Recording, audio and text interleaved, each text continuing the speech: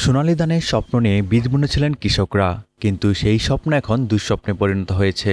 শেরপুরে নকল বীজে সর্বনাশ হয়েছে শত শত কৃষকের।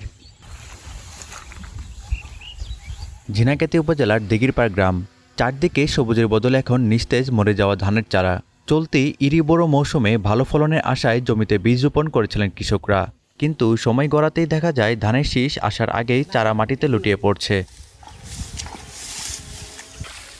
কৃষকদের অভিযোগ, ঝিনাইগাতী বাজারের মেসার্স নুরুল আমিন এন্টারপ্রাইজ ও সাব্বির বীজ ভান্ডার থেকে মধুপুরের মিরন সিড কোম্পানির নামে ব্রি 96 জাতের মোড়কে বাজারজাত করা বীজ কিনেছিলেন তারা, কিন্তু সেই প্যাকেটের ভিতরে ছিল নিম্নমানের ভেজাল বীজ। ফলে মাঠে ফলনের বদলে দেখা দিয়েছে ধ্বংস।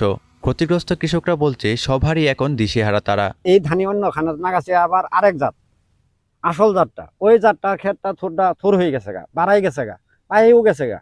এখানকা আমার এই ক্ষেত্রে আর ফসল থোরও হয় না, হ্যাঁ, মানে কোনো থোরের লক্ষণও দেখা যায় না। সকল মানুষের একই অবস্থা, আবাদ মরে গেছে গা। ধানের খবরে নাই, ডায়াবেটিস মঙ্গেত আছে। কেউ নিজের জমি, কেউ বা বর্গা নিয়ে আবাদ করেছিলেন। একর প্রতি খরচ হয়েছে প্রায় 40,000 টাকা। এখন ক্ষেতের এই অবস্থায় চরম অনিশ্চয়তায় দিন কাটছে তাদের। ক্ষতির ভার সামলাতে পারছেন না কৃষকরা। 15 কাঠা বাড়ি ধান চুক্তি নিয়ে লাগাছি, 96 বীজ আনছি।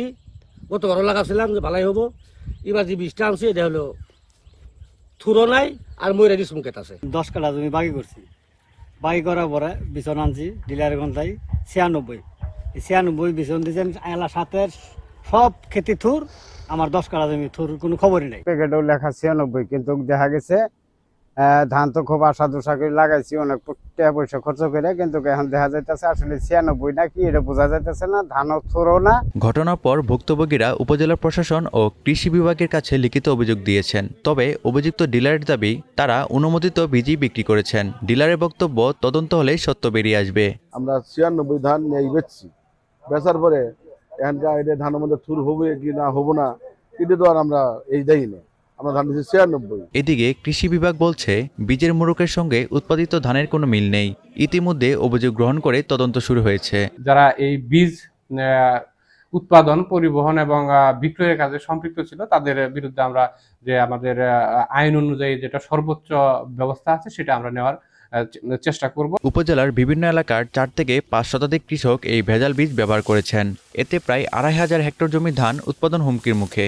দ্রুত তদন্ত ও ক্ষতিপূরণের দাবি এখন ভুক্তভোগীদের একমাত্র ভরসা। One national desk.